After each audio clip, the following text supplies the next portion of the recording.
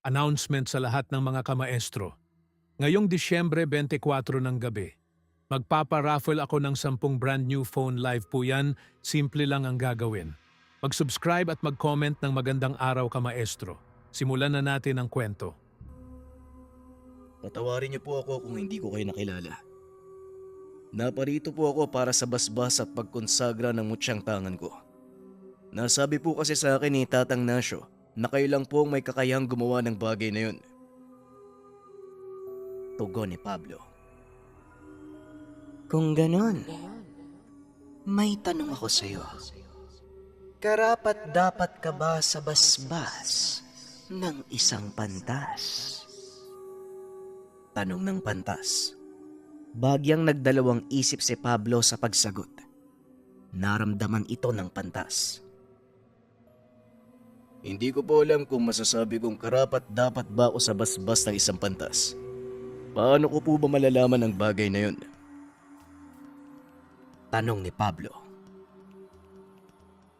Hanapin mo sa iyong sarili. Hanapin mo sa iyong puso ang kasagutan. Ano ba ang nagawa mo para masabing karapat dapat ka?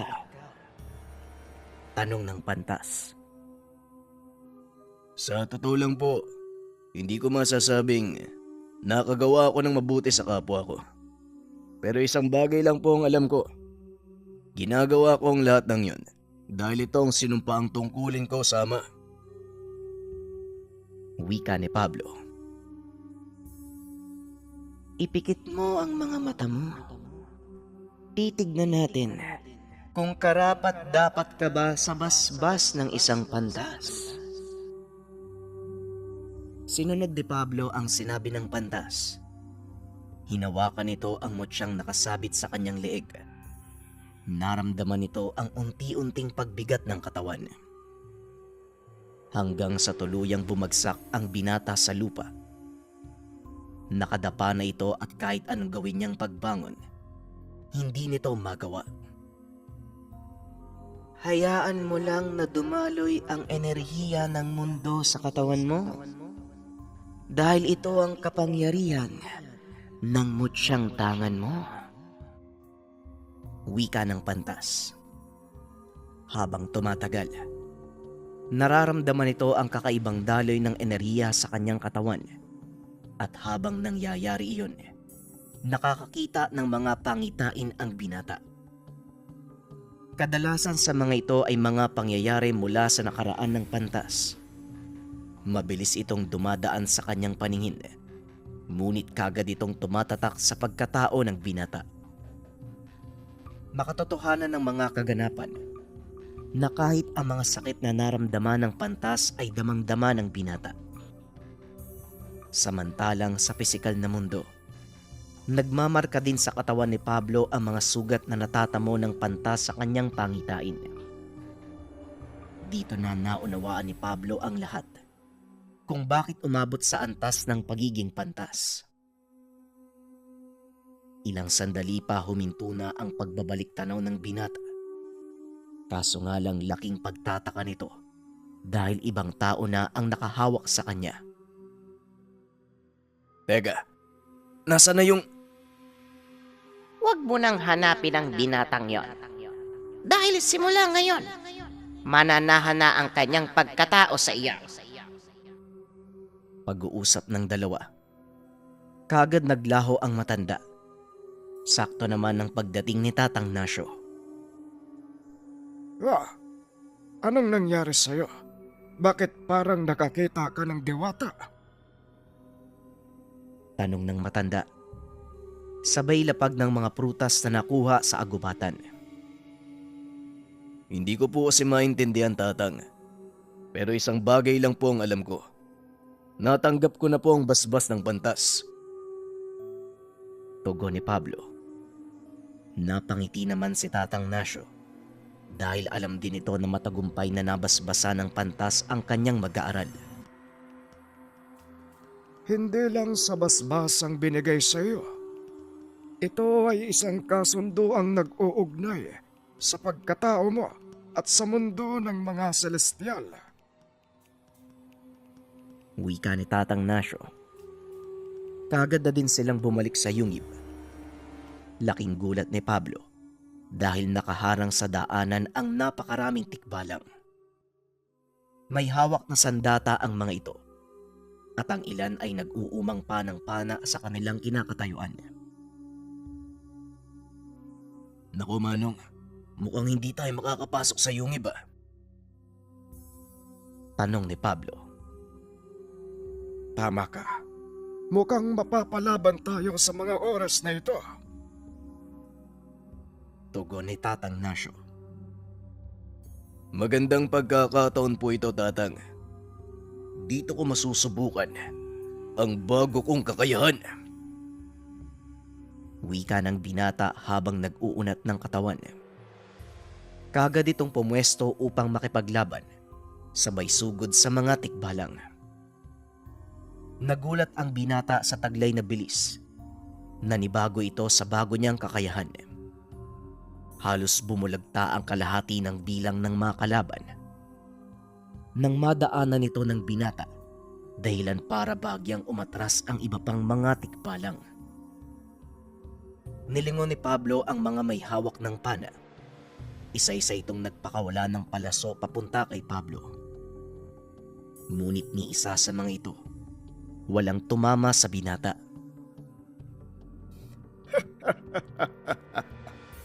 Walang sandatang gawa sa mundong ito ang maaaring makasugat sa katawan mo, Pablo. Ito ang kapangyarihang taglay ng mutya ng napitong. Wika ni Tatang Nasyo. At dahil sa nasaksiyan, isa-isang nag-atrasan ang mga kalaban. Nag-iwan naman ito ng katanungan sa dalawa. Tatang, bakit po ba tayo hinarang ng mga tikbalang? Tanong ni Pablo. Isa lang ang ibig sabihin nito, Pablo. Ramdam na ng buong kalikasan ng kakayahang taglay ng mutya mo. At mas lalong magkukumahog ang mga elemento para makuha ito. Wika ni Tatang Nasyo. Ang totoong kakayahan ng mutya ayon dito, ang mga bagong silang na mutya ay higit na mas malakas kumpara sa mga mutyang matagal nang nakalagak sa mundo. Lalo pa at nagawa itong basbasan ng isang mataas na kinakatawan ng mga celestial. Kung ganun po, ang pantas na nagbigay sa akin ng basbas, isang mataas na kinatawan ng mga celestial. Tanong ni Pablo. Tama ka, Pablo. Isang malakas na elemento ang nagbigay sa iyo ng basbas. Gayon, mas panatag na ako kung makikipaglaban o haharap ka sa pangkat ni Aurelio. Wika ni Tatang Nasyo. Pagpasok nila sa yungib, kagad silang napansin ni Emong. Napatayo ito at tila gulat nang makita ang kakaibang aura ni Pablo. Talaga nga namang kakaiba ang taglay na lakas ng bagong silang na mutya. Ngayon masasabi ko na mas malaki ang pag-asa nating manalo laban sa puwersa ni Aurelio. Wika ni Emong. Labis namang nagtataka si Pablo kung bakit gano'n na lang ang takot nila kay Aurelio. Hindi basta-bastang manggagamot si Aurelio. Kagaya ng sinabi ko, Pablo. Kasamahan niya ang isang pangkat ng kulto. At malamang, naisanla na din sa demonyo ang kaluluwa niya. Wika ni Tatang Nasyo. Matinding kalaban ng puwersa ng mga demonyo dahil halos kapantay lang nila ang kapangyarihang taglay ng mga celestial. Wika ni Emong. Tama. At kung natatandaan niyo ang digmaan sa langit, itinapon sa lupa ang mga rebeldeng anghel. Ngunit hindi lang sila ang nanahan sa lupa. May ilang mga anghel lang nanatili dito upang bantayan sila. Yun ay ang mga tinatawag nating celestial. Pinaliwanag ng matanda ang kwento ng digmaan sa langit maging ang dahilan kung bakit naninirahan sa mundo ang mga celestial at iba pang elemento.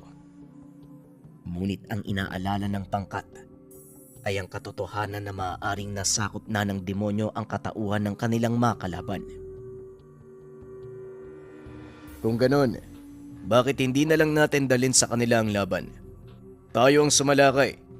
Siguradong hindi nila aasahan ang gagawin natin. Wika ni Pablo. Magandang ideya. Pero ang problema, hindi natin alam kung saan sila naglulungga. Tugon ni Emong.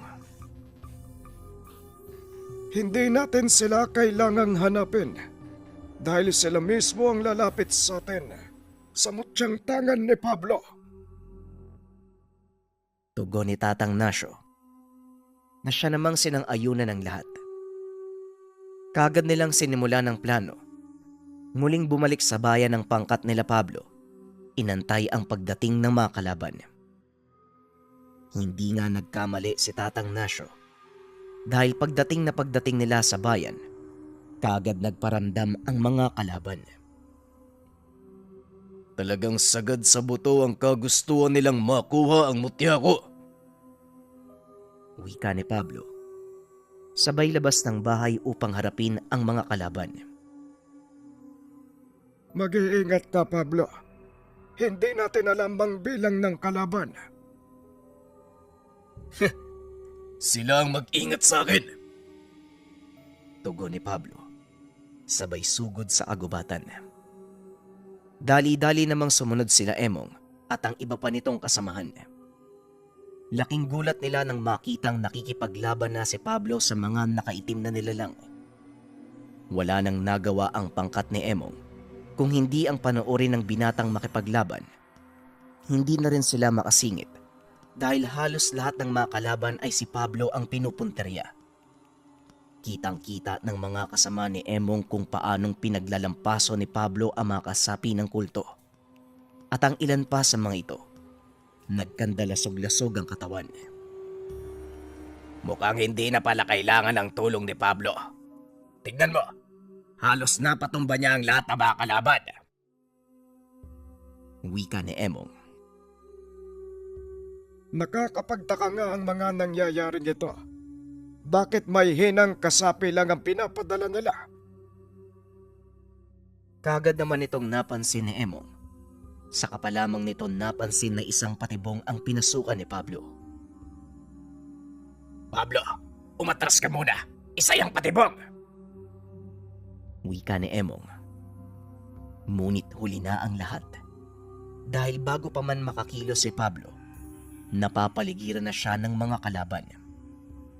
Sa tansya ni Tatang Nasyo, ito ang mga malalakas na kasapi. Naloko na. Emong, magbadali ka. Tulungan mo si Pablo. Kagad namang kumilos ang mga kasama ni Emong upang tulungan si Pablo. Kaso nga lang sa kasamaang palad, hindi makapasok ang mga ito dahil nabalot ng malakas na pananggalang ang lugar na kinaroroonan ni Pablo. Laking gulat ng grupo nang biglang magsalita si Aurelio.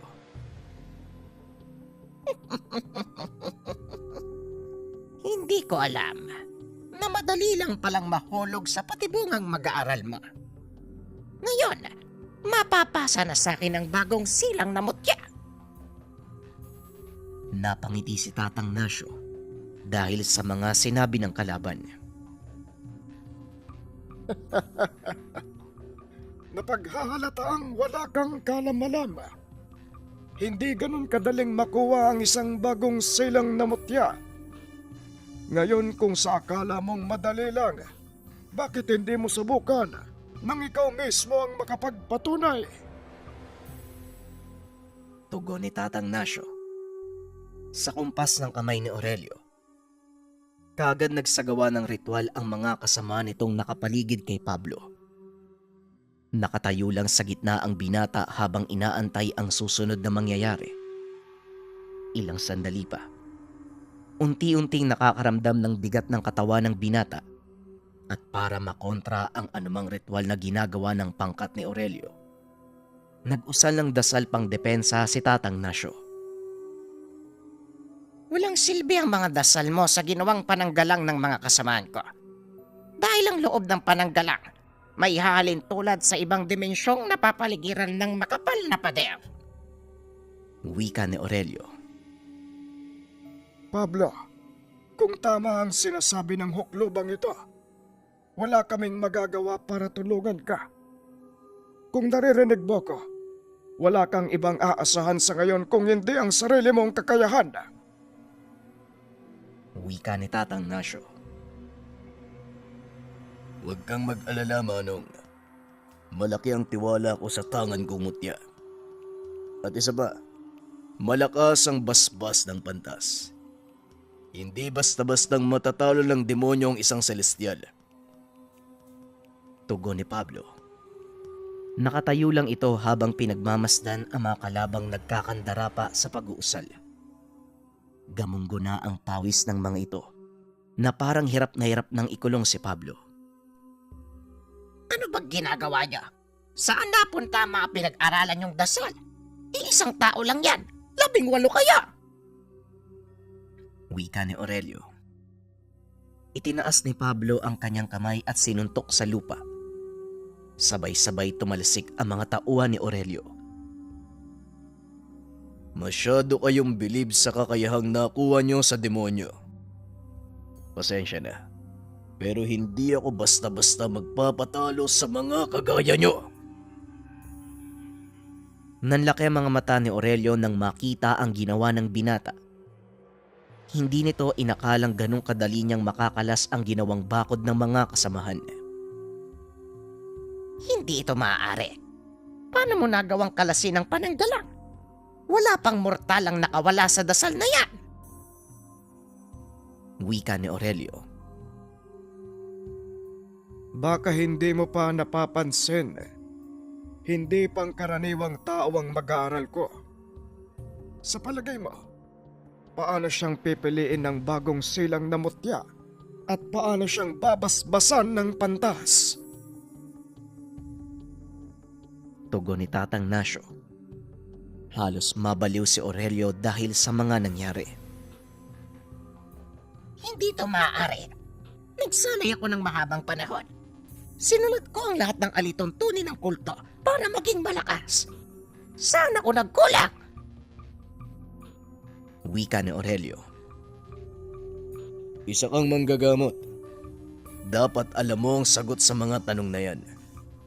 Tinalikuran mo ang tungkulin sama at piniling pumanig sa kalaban. Dahil doon, tinalikuran ka ng may likha. Kagaya ng mga demonyong itinapon sa impyerno. Wika ni Pablo. Tumahimik ka. Isa ka lang baguhan.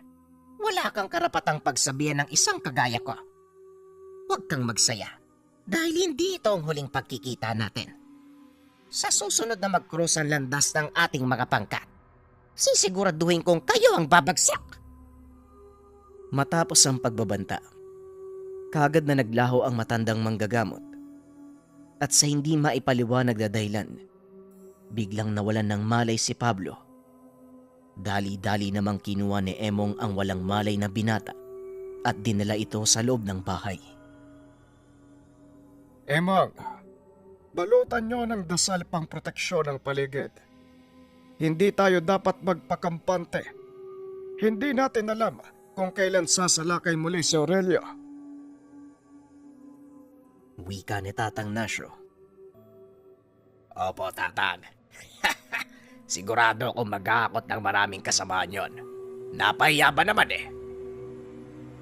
Tugon ni Emong. Ngunit sinaway ito ni Tatang Nasyo. Hindi ito ang oras para tumawa, Emong. Hindi mo ba nakikita ang nangyari kay Pablo? Paniguradong nakarating na ito kay Aurelio at sisilipin nila ito bilang kainaan. Wika ni Tatang Nasyo. Pasensya na po, Tatang. Oo nga pala. Bakit pala biglang hinimatay si Pablo? Tanong ni Emong. Hindi pa ganon kasanayang pisikal na katawan ng batang yan sa bago niyang kapangyarihan. Kakaiba ang lakas na taglay ng isang bagong silang na mutya. Dahil ito ay dalisay at maaaring pagkunan ng enerhiya ng lahat ng may buhay sa mundong ito. Pagpapaliwanag ni Tatang Nasyo, ang kakayang taglay ng isang bagong silang na mutya. Ito ang mga bagay na hindi alam ni Emong. Ang isang bagong silang na mutya ay may kakayang magbigay buhay sa lahat ng elementong nasa paligid nito. At sa oras na mapa sa kamay ng isang mortal, ituturing nitong tahanan ng katawan at ang kaluluwa na nagmamay-ari sa kanya magiging kanlungan ng mutya. Matapos marinig ang paliwanag, dito na napagtanto ni Emong na mahalagang manatili ang kaligtasan ni Pablo dahil sa kabila ng lakas ay pinamalas ng tanga nitong mutya. Mahina ang pisikal nitong katawan. Walang mortalang nakatagal bilang tahanan ng isang bagong silang na mutya. May ilang nasisiraan ng bait o hindi kaya naman namamatay. Muling wika ni Tatang Nasyo. Wala itong kamalay-malay na gising na at nakikinig sa usapan nila si Pablo. Nanatili itong nakaiga at nakikinig sa usapan ni na Emong. Ang buong akala ko, pag-asa na natin si Pablo. Ay nako, huwag po kayo mag-alala, Tatang. Ito po ang tungkulin na aming sinumpaan at gagawin namin ang lahat para maproteksyonan si Pablo at ang bagong silang na mutya. Tugon ni Emong. Dahil sa mga narinig, inisip ng binata na hindi siya pwedeng maging pabigat sa mga kasamahan.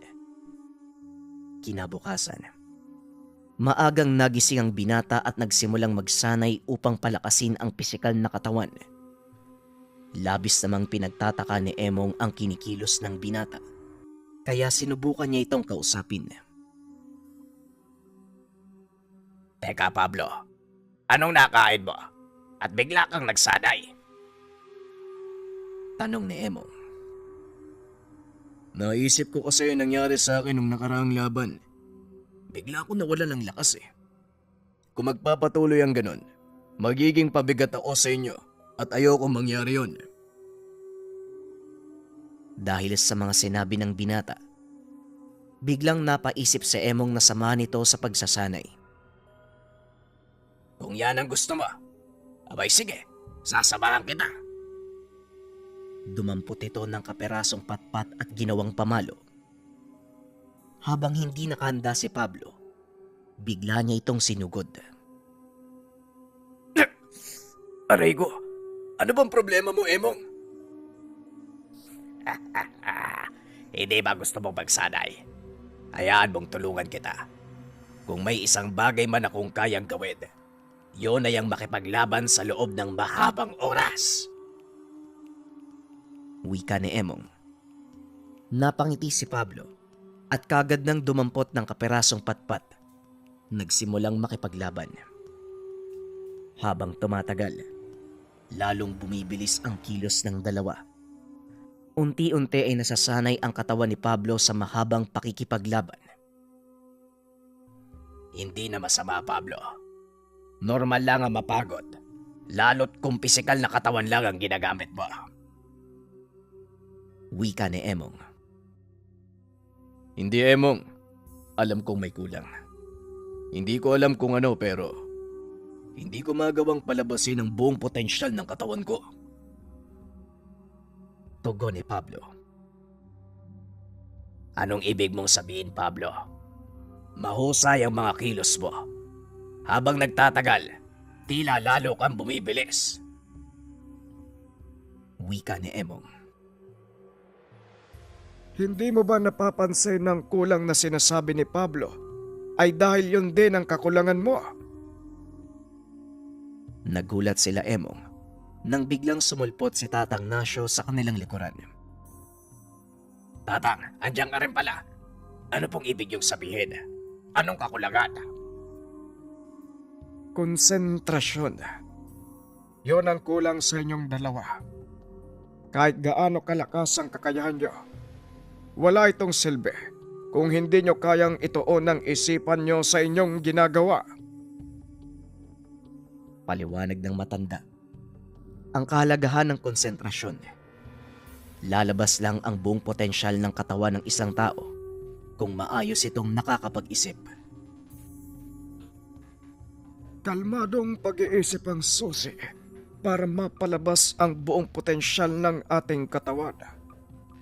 Katulad din ito sa paggamit ng kapangyarihan ng Mucha, Pablo. Hindi lang sa pisikal na katawan ang kailangang nasa kondisyon. Pagpapaliwanag ni Tatang Nasyo. At dahil maraming katanungan sa isip ng binata, pinili nitong sundin ang sinabi ng guro. Sinimulan ni Tatang Nasyo ang pagsasanay ni Pablo. Nagawa naman itong pagtagumpayan ng binata. Mahusay niyang naitutuon ng kanyang isip sa mga bagay-bagay. At higit pa dito, nagawa din ng binatang ilabas ang buong potensyal ng tangang mutya. Masaya kong nagawa mong pagtagumpayan ng mga pagsasanay. Basta palagi mong tatandaan, huwag kang magpapakampante sa lahat ng desisyon. Isaalang-alang ang mga bagay bago ka kumilos. Wika ni Tatang Nasyo. Salamat po, Tatang. Ngayon nasagot na ang katanungan ko kung bakit ako nang hina sa uling laban namin ni Mang Aurelio. Ngayong nagawa mo nang ilabas ang buong kakayahan ng iyong katawan, magagamit mo na ang buong kapangyarihan ng mutya. Uunahan na kita, Pablo. Magugulat ka sa mga kaya mong gawin. Nakalipas ang ilang linggo na wala namang anong nangyari. Kahit ang mga kalaban ay hindi nagparamdam.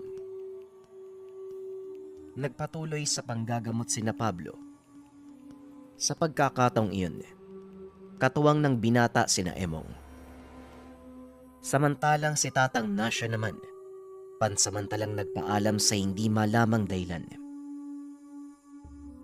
Naging mapayapa ang pagdaan ng mga araw. Lalong lumawak ang kanilang sakop sa larangan ng panggagamot. Maging ang mga kaso ng barang at kulam ay tinatanggap na nila. Isa sa mga naging pasyente nila ay mula sa karatig probinsya ng Leyte. Dinala ito sa kanila na halos lantang gulay at tanging mata na lang ang nakakakilos. Punong-puno ng sugat ang katawan na parang kinakain ng kung ano na hindi nakikita. Bago ito para kay Pablo, dahil ang kadalasang ginagamot ng binata, mga nabate na paglaruan ng mga elemento. Nag-usisa ang binata sa mga kasama ng pasyente. Napag-alaman nito na may nakaalitang kasamahan sa trabaho. Ayon pa sa mga ito, ilang araw lang ang nakalipas matapos ang nasabing alitan, nagsimula nang bumagsak ang katawan ng pasyente. Kagad inutusan ng binatang ilapag ang pasyente sa higaan. Sinimulan niya itong gamutin. Pagkahawak pa lang ng binata sa noo ng pasyente, agad niyang naramdaman ang isang pamilyar na presensya. Napatingin ito kay Emong. Kagad namang nakuha ng kasama ang ibig sabihin. Mga walang hiya talaga. Kaya mo bang gamutin, Pablo? Tanong ni Emong. Hindi ko alam kung kaya ko pang gamutin ang pasyenteng ito. Pero isa lang ang sigurado ako. Kaya kong parusahan ang may gawa niyan. Tugon ni Pablo. Sinimulan niya ang panggagamot. At sa tulong na kakayahang taglay ni Emong, nagawa nilang matunton ang kinaroroonan ng mambabarang.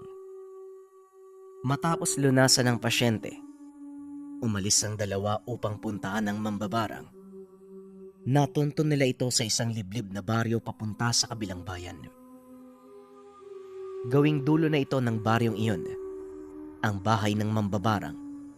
Malapit ito sa dagat at walang ibang bahay na nakatayo sa paligid. Mukhang ito na nga ang bahay na yun, Emong. Hindi natin alam kung ano ang kakaharapin natin. Kaya mas mabuting maging maingat. Wika ni Pablo. Marahan silang naglakad papunta sa kubo. At nang makalapit na sila ay biglang nagbukas ang pintuan. Lumabas ang isang lalaking tinatayang nasa edad 40. Itago na lang natin sa pangalang Tansyong. Anong kailangan nyo? Kung naparito kayo upang magpabarang, pasensya na kayo. Pero matagal ko nang hininto ang gawain yun. Nagkatinginan sina Pablo at Emong. Sandali lang po. Hindi kami naparito para magpabarang. Naparito kami upang kausapin kayo. Isa po akong manggagamot. Meron kasing dinalang pasyente sa akin na barang. Kayo po ang natunto ng kasama ko. Biglang nanlaki ang mga mata ng lalaki. Akmang papasok na ito ng tahanan. Hinawakan siya ni Pablo sa balikat. Sandali lang kaibigan. Huwag mo nang gawing komplikado ang mga bagay-bagay. Hindi kami naparito upang makipaglaban. Nandito kami para makiusap. Wika ni Pablo. Makiusap? Hindi ako naniniwala. Marami na sa mga kagaya ko ang pinatay na mga manggagamot na kagaya mo. Kaya sabihin mo kung paano ako magtitiwala sa mga sinasabi mo. Wika ni Katansyong.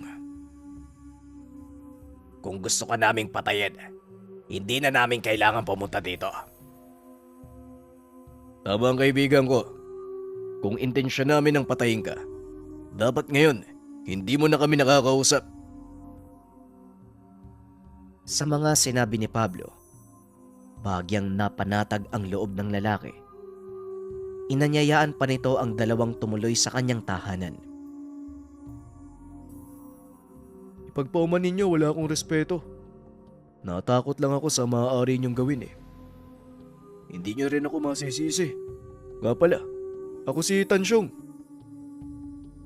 Wika ni Katansyong. Naunawaan ko po at kagaya ng sinabi ko, hindi ko intensyon ang saktan kayo.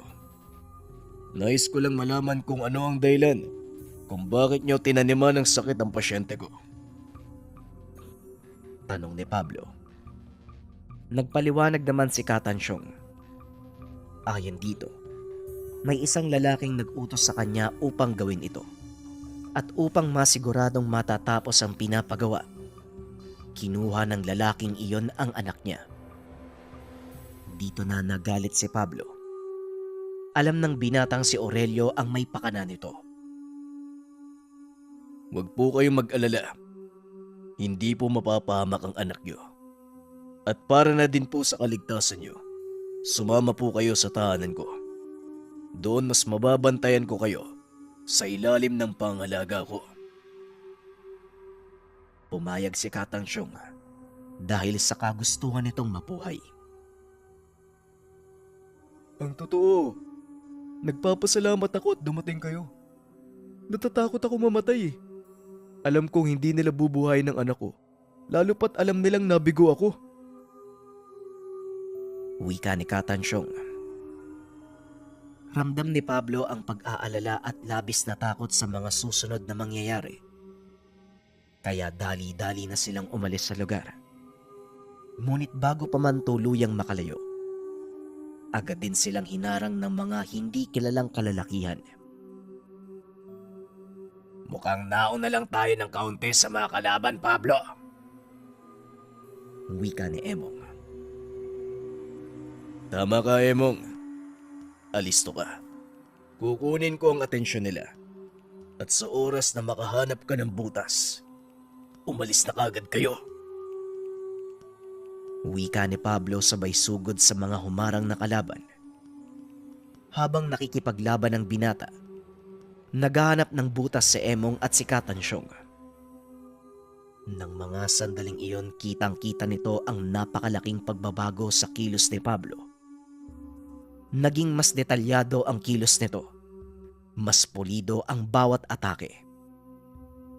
Bagaman nagawang pigilan ang ilan sa mga kalaban, hindi naman ito inasahang may mga paparating pa. Emong, bilisan nyo! Umalis na kayo! Wika ni Pablo. Ang malaking problema, dahil hindi nila kabisado ang kapaligiran. Puno ng matitinik na halaman ang paligid ng lugar at sa gawing dulo ay malawak na putikan. May mga alam akong daan. Kaso kailangan nating tumuwid sa ilog. Wika ni Katansyong. Sige Manong, walang problema. Ang mahalaga, makaalis tayo sa lugar na to. Bagaman kayang talunin ni Pablo ang mga kalaban, minabuti ng binata na isaalang-alang ang kaligtasan ni Katansyong. Bagay na kagad na napuna ni Emong. Kung dati ay basta na lamang siyang sumusugod, ngayon mas umiral kay Pablo ang kaligtasan ng mga taong maaaring madamay. Nasa kalagitnaan sila ng pagtawid ng ilog. Nang lingunin ni Emong ang kabilang pangpang, nakita nito ang napakaraming kalaban. Hindi sila makakatawid sa ilog na to. Siguradong uubusin sila ng mga elementong nakatira sa bahaging ito. Wika ni Katansyong. Inikot ni Pablo ang tingin. Nakita ang napakaraming mga nilalang na lumalangoy at sumasabay sa kanila. Ano po yung mga nilalang na yan, Manong? At bakit po parang sinasamahan nila tayo? Tanong ni Pablo. Mga katawang tawag sa kanila. Nandito sila para proteksyonan ng mutyang tangan mo. Laking gulat ni Pablo sa sinabi ni Katansyong. Hindi lubos sa kalain ng binata. Ganito kalawak ang sakop ng kanyang mutya. Ilang sandali pa ay narating na nila ang kabilang pangpang. At nang tignan ni Pablo ang pinanggalingan, naroon pa rin ang mga kalabang humahabol sa kanila. Talagang hindi nila tayo lulubayan. Kailangan na nating makalis sa lugar na to, Pablo. Baka lalo pa tayo mapahamak. Wika ni Emong. Kagad nang umalis ang pangkat, nagawa nilang makarating sa bahay ni Pablo ng ligtas. Katansyong, dito po muna kayo mamalagi pansamantala. Gagawan po natin ang paraan ng pagkuha sa anak nyo. Wika ni Pablo. Mamaya, darating na ang mga kasamahan ko. Naroon din si Tatang Nasyo. Tugon ni Emong. Maraming salamat. Akala ko katapusan ko na kanina eh. Mabuti na lang dumating kayo. Tugon ni Katansyong. Wala po yun. Ang importante, ligtas po kayo. Makakaasa po kayong gagawin namin ang lahat para mailigtas ang anak nyo. Sa kalagitnaan ng pag-uusap nila ay biglang dumating si Tatang Nasyo. Laking gulat ni Pablo dahil punong-puno ng dugo ang damit nito. Hawak-hawak pa ng matanda ang kanyang kulok. Tatang, ano pong nangyari? Bakit po duguan kayo? Tanong ni Pablo. Mahabang pagpapaliwanag, Pablo. Pero huwag kang mag-alala. Dahil nasa maayos akong kalagayan. Ang ilan sa mga kasama ni Emong ay naiwan pa sa paanan ng kabundukan para iligaw ang mga alagad ni Aurelio. Tugon ni Tatang Nasyo. Lalong nanggigil sa galit si Pablo. Talagang hindi titigil ang matandang yun. Masyado nang marami ang nadadamay. Ayoko nang madagdagan pa. Siguro nga, Tatang, ito na ang oras para tapusin ang laban sa kanya. Muling wika ni Pablo. Sinang-ayunan naman ito ni Emong. Maging si Katansyong ay nag-alok din ng tulong. Hayaan niyong makatulong ako. Kahit papaano may mga kapanalig din akong nasa panig ng kabutihan. Wika ni Katansyong. Lingid sa kalaman nila Pablo na itinago lang nito ang tunay na lakas. Nagsagawa ito ng ritual para manumbalik ang kakayahan. At maging si Tatang Nasyo, nagulat nang makaramdam ng napakabigat na presensya. Hindi ko po inaakalang napakalakas nyo. Pero bakit niyo po tinatago? Tanong ni Pablo. Pasensya ka na, Pablo. Ginawa ko lang yun upang ipabatid sa inyo na wala akong masamang intensyon. Tugon ni Katansyong. Matapos ang pag-uusap, nagsagawa ito ng ritual upang tawagin ang ilan sa kanyang mga kasamahan. Gumamit ng lumilipad na insekto ang mambabarang upang gawing mensahero. Ilang sandali lang sasagot sila sa tawag ko. Muli, pasensya na kayo kung itinago ko ang totoo kong lakas, ha. Hindi ko kayang iligtas ang anak ko laban sa pangkat ng dumukot sa kanya. Kaya isang malaking tulong sa akin na makilala kayo.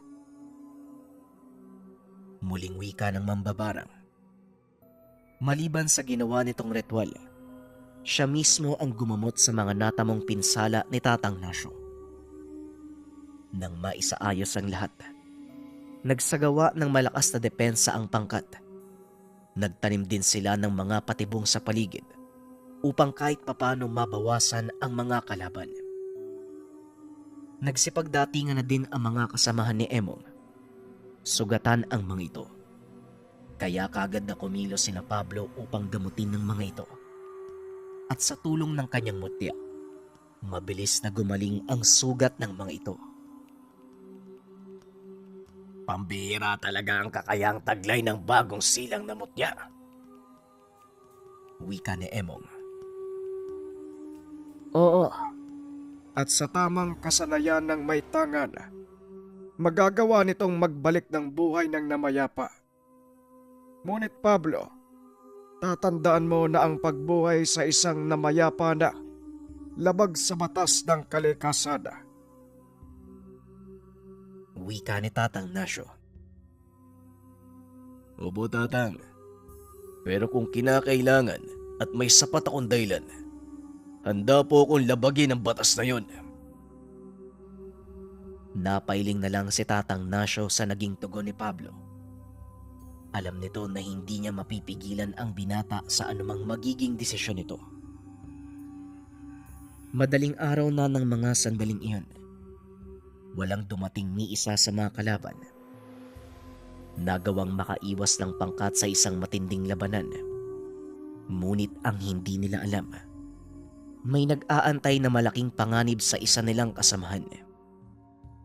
Pagsikat ng araw, nagpaalam si Emong kasama ang ilan sa kanyang mga pangkat upang pumunta sa bayan at mamili ng kanilang pangangailangan. Medyo malayo ang pamilihan, kaya naman maaari silang matagalan sa pagbalik. Lalo pa na kailangan nilang mag-ingat dahil sa banta ng pangkat nila Aurelio. Minabuti ng mga ito na tahakin ang ibang daan dahil alam nilang maaari silang masundan kung gagamitin nila ang kalsadang papunta sa kabayanan. Nasa kalagitnaan sila ng paglalakad nang hindi sinasadyang mabuwal ang napakalaking puno sa daan. Wala na silang ibang madadaanan, kaya naman kinakailangan nila itong tanggalin. Lingid sa kalaman ng pangkat, isa itong patibong. Habang paunti-unti nilang pinuputol ang mga sanga, bigla namang gumulong ang napakalaking bato mula sa itaas ng kabundukan, dahilan para tamaan ang ilan sa mga kasamahan ni Emong. Nang tignan nito ang pinagmula ng malaking bato, nakita niya ang dalawang kalalakian. Dali-daling hinabol ni Emong ang mga ito. Sa kasamaang palad pagkarating niya sa tuktok ng burol, napakaraming palaso ang umulan papunta sa kanyang kinakatayuan. Hindi nakaligtas si Emong, ngunit isa sa mga kasama nito ang nagawang makabalik sa tahanan ni Pablo. Ibinalita ang pangyayari. Labis itong ikinalungkot ni Pablo, kaya naman nagpasya ang binatang sumunod na lang sa kinaroroonan ng mga kalaban. Sa tulong ni Katansyong, nagawa nilang matunton ang kinaroroonan ng pangkat ni Aurelio. Sa kasamaang palad, hindi nakita ng mambabarang ang kanilang pinuno. Ngunit sa kabila nito, itinuloy pa din ng binata ang pagsalakay. Kung hindi ko man mapatay si Aurelio, kahit papano sa gagawin ko, Mababawasan ang mga tauhan ng kalaban. Magsilbisa ng aral ito sa kanila, Tatang. Wika ni Pablo. Ikaw ang bahala, Pablo. Gawin mo kung ano ang sa tingin mong tama. Handa kaming sumuporta sa iyo hanggat alam kong mabuti ang iyong hangarin. Tugon ni Tatang Nasyo. Lumakad na si Pablo kasama si Katansyong upang lituin ang kalaban. Nagpaiwan sa bahay si Tatang Nasyo. Nang malapit na sila sa kinaroroonan ng mga tauhan ni Aurelio, sinalubong sila ng ilang katao. Pinamumunuan ito ng isang babae na labis namang ikinagulat ni Pablo. Itago na lang natin sa pangalang Aling Melba. Mabuti naman at naabutan namin kayo, Katansyag. Wala po ang anak niyo sa kutang ito. Maaring isinama siya ni Aurelia. Wika ng isang babae. Inaasahan ko na yun, Melba. Ipagdasal na lang natin na walang gawing masama si Aurelio sa kanya. Nga pala, Pablo, siya si Melba. Isa sa mamambabarang nakapanalig ko. Melba, ito naman si Pablo. Pagpapakilala ni Katansyong. Kilala ko ang binatang ito. Ikinagagalak kitang makita. Tugon ni Aling Melba. Ganon din po ako, Aling Melba. Hindi ko po akalaing magkakilala kayo ni Katansyong. Pero salamat dahil nandito kayo. Ngayon panatag na ang isipan kong isagawa ang mga plano. Tugon ni Pablo. Kaunting pagbabalik sa nakaraan. Si Aling Melba, isa sa mga naging guro ni Pablo. Balik tayo sa kwento. Habang nasa malayo tanaw nila ang mga munting ilaw mula sa isang kuta. Maliit na pamayanan. May iilang bahay na nakapaloob sa koral na gawa sa kawayan. May ilang nakabantay sa labas. May ilang nag-iikot sa paligid ng lugar. At para hindi sila mapansin ng mga bantay, gumamit ng makamandag na kulisap si Mang Tansyong upang mapatulog ang mga ito. Nang matiyak na bagsak na ang ilan sa mga kalaban, nagsimula ng kumilos si Pablo. Pinili nitong pumasok mag-isa. Sinabihan si Katansyong na maiwan at magmatsyag. Walang nakapansin sa binata. Pasimple itong naglakad paikot sa pamayanan. Halos lahat ng mga naroon ay abala sa kung anong paghahanda. Hindi na nag-usisa pa ang binata dahil lang talagang pakay nito. Ubusin ang lahat ng naroon. Dumako si Pablo sa gawing sentro ng kuta. At dito na siya napansin ng ilan sa mga kalabang naroon. Nakasuot ng sombrerong gawa sa buri ang binata. Ang kanang kamay ay nakahawak sa itak. At sa kaliwa naman ito, baston na gawa sa yantok. Nang makilala ng mga ito si Pablo, sabay-sabay nilang sinugod ang binata. Walang kahirap-hirap naman na pinatumba ni Pablo ang mga ito. May ilan pang nagbabato ng tigalpo, ngunit hindi ito tumalab sa binata dahil na din sa proteksyon ng mga mambabarang. Sa kabilang dako naman, kitang-kita ni Aling Melba ang nangyayari sa kuta mula sa kanilang kinakatayuan. Napakadami ng mga kalabang sumasalakay kay Pablo. Kaya naman nagpasya na ang mga ito na sundan ng binata. Melba, maiwan ka dito. Ako ang susunod kay Pablo. Wika ni Katansyong. Sige, Tansyang.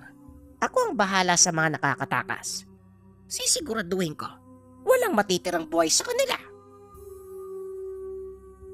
Matapos ang pag-uusap, kagad nang lumakad si Katansyong.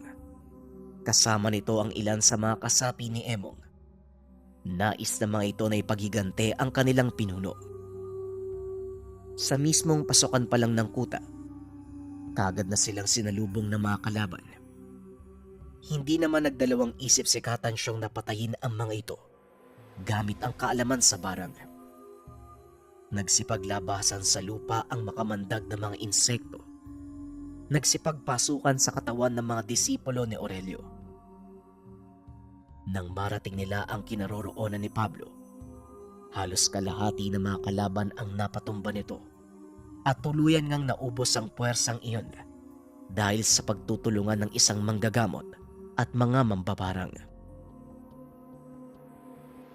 Sa wakas, Pablo, nagawa nating ubusin ang mga kalaban. Malaking kawalan to kay Aurelio. Sa wakas, naipaghiganti ko ang mga namatay sa mga kalahi ko. Wika ni Katansyong. Tama po kayo, pero hindi pa tapos ang laban. Alalahanin mong hawak ni Aurelio ang anak po. Kaya kailangan nating mag-ingat. Siguraduhin walang makakaligtas sa kanila. Dahil siguradong makakarating kay Aurelio na kasama ka namin sa pagsalakay dito. Tugon ni Pablo. Huwag kang mag-alala, Pablo. Nasa labas si Melba. Siguradong wala siyang ititirang buhay sa mga yan. Ang kailangan na lang natin gawin, hanapin ang kinaroroonan ni Aurelio.